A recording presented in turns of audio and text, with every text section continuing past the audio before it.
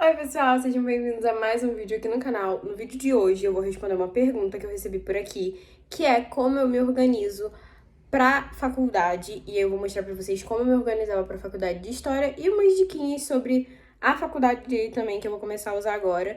E essa introdução foi gravada há muito tempo e ela tava linda, e aí agora eu precisava de espaço pra salvar esse vídeo, e sem querer eu apaguei ela e apaguei dos apagados.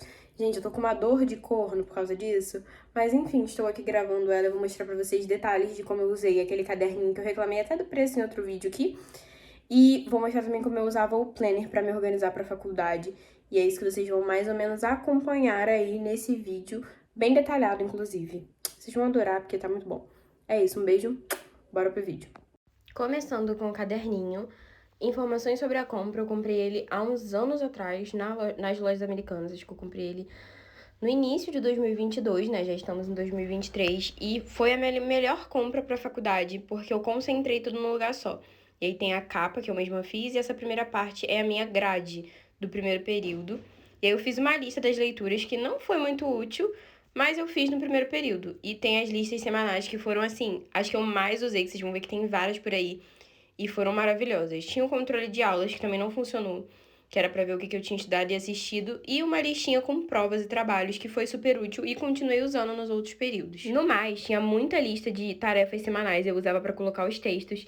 Eu também usei esse caderno para anotar conteúdo de prova quando o professor falava e coisas, informações sobre trabalhos. A primeira estruturação, as reuniões que eu fazia com os grupos, né? Com as duplas com quem eu fiz trabalho, tudo isso estava anotado nesse caderno. E, gente, como tudo nessa vida, foi teste e acerto. Então, no começo, eu ainda estava tentando entender como eu ia usar esse caderno, e eu tentava fazer várias coisinhas diferentes que funcionaram muito bem no ensino médio durante o estudo para o vestibular, mas que não funcionaram tão bem para a faculdade. Por exemplo, o controle de matérias, que era essencial no colégio e que eu usava muito, controle de redação, era tudo detalhadamente programado, não funcionou na faculdade. Mas as listas semanais e as anotações sobre trabalho são algo, assim, que ficou maravilhoso aí. Coisa importantíssima, o meu planejamento de pegar matéria ficou aí, vocês viram aí que eu até fiz um coração, porque foi importantíssimo ter isso no dia que eu fui puxar a matéria. E eu também fiz a divisão de quantas horas eu tinha que fazer por semestre para completar as horas complementares até o fim da faculdade. E, obviamente, temos uma lista aí de matérias atrasadas que só um texto ficou de fora, porque na época o professor de medieval passava muitos textos e eu não conseguia acompanhar os outros professores se eu acompanhasse ele. Então, quando acabaram todas as provas e trabalho, eu revisei a matéria atrasada dele toda. E o trabalho dele também foi, em primeiro lugar, estruturado aí. Eu também anotei datas de provas e prazos mais curtos. Eu quebro os prazos longos em prazos menores. Por exemplo, eu tenho trabalho para entregar dia tal, eu tenho até dia tal para estruturar, até dia tal para escrever a primeira parte e assim por diante. Então eu tenho várias listas com datas. E eu coloquei na minha cabeça que coisas que eu pudesse usar para tudo o resto da faculdade ia ficar nesse caderno, porque ele era a única coisa que ia me acompanhar através dos períodos. Então, por exemplo, normas de ABNT que a professora deu em aula, eu anotei nesse caderno. Aí vocês estão vendo que eu já cheguei no segundo período, novamente, a grade, e a partir daqui, tudo que a gente tem é lista de provas e trabalhos, estruturação de trabalho e listas semanais. A estrutura das listas semanais eu montava de acordo com os textos que eu precisava ler na semana. Então, eu especificava o nome do texto, de qual matéria era, a quantidade de páginas e colocava aí. Eu também fiz anotações nas aulas de medieval dos seminários, porque a gente ia fazer trabalho igual dos seminários e o nosso era praticamente o último. Então, eu deixei todas as anotações aí para discutir com o meu grupo. Então, foi isso que vocês viram em cinza mais clarinho, porque eu fazia de lapiseira. Fiz uma lista com prazos para provas e uma lista discriminando as horas complementares que eu já tinha feito. Por quê? Eu sabia quantas horas eram, mas eu precisava contar tudo. Então, eu botei curso de não sei o que lá, palestra de não sei o que lá. Tudo que eu tinha certificado guardado ficou ali. E essa outra lista que eu mostrei pra vocês são as minhas anotações de prova novamente. E aí, fora seminários, eu também aproveitei esse caderno para anotar algumas aulas. Chegou agora no final, eu tava meio sem folha. Então, aulas que podiam virar repertório de trabalho foram anotadas aí também. Eu também fiz rascunho de prova nesse último semestre. E aí, tinha as questões e eu fui anotando. Depois eu anotei de novo várias e várias vezes. Reunião do grupo de estudos medieval, que a gente foi para decidir o que a gente ia fazer, né? Antes de eu saber que ia sair de história. E aí eu anotei nesse caderno também e fiz uma lista de tarefas. A partir daí eu comecei a anotar também, por exemplo, fui assistir a palestra tal E aí eu anotava o conteúdo da palestra. Essa, por exemplo, foi sobre Jane Austen. E assim, foi incrível. E tinha muito material, muita indicação de livro, muitos autores sobre os quais os professores, os palestrantes falam que você pode usar depois. Então, isso também foi anotado nesse caderninho aí. E eu fiz as anotações das últimas aulas nele também para guardar de recordação. E aí foi, se eu não me engano, de teoria e metodologia.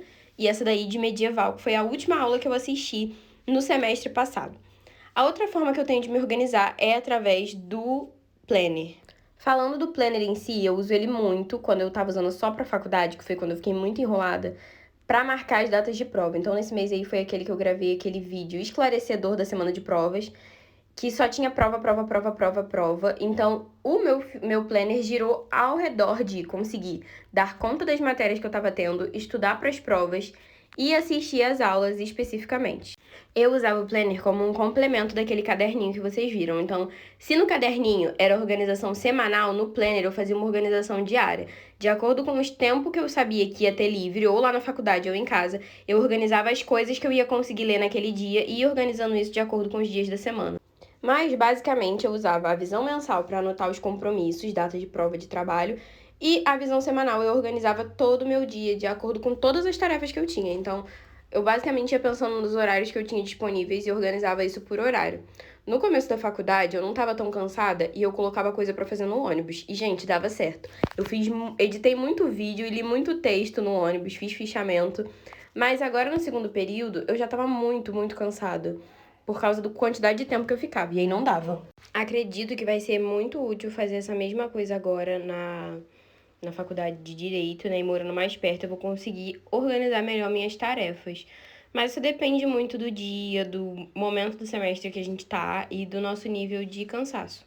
Como vocês puderam ver nessa parte de trás do planner, tinha espaços também para fazer anotações e eu escrevia matéria de aula também. Gente, a faculdade você começa fazendo tudo bonitinho num lugar só. Chega um momento que você anota onde tem espaço, onde tem folha em branco, e no caso, às vezes eu levava só o planner para levar menos peso. E eu anotava por aí mesmo. Nessa parte aqui em específico, vocês vão ver aquilo que eu falei sobre o planejamento dos textos. Quarta era um dia que eu tinha um tempo livre, então eu sempre deixava os textos ali. Só que eu e minha amiga, a gente sempre inventava alguma coisa pra fazer, por isso que tá em branco ali, não tá preenchido, mas depois eu lia no ônibus.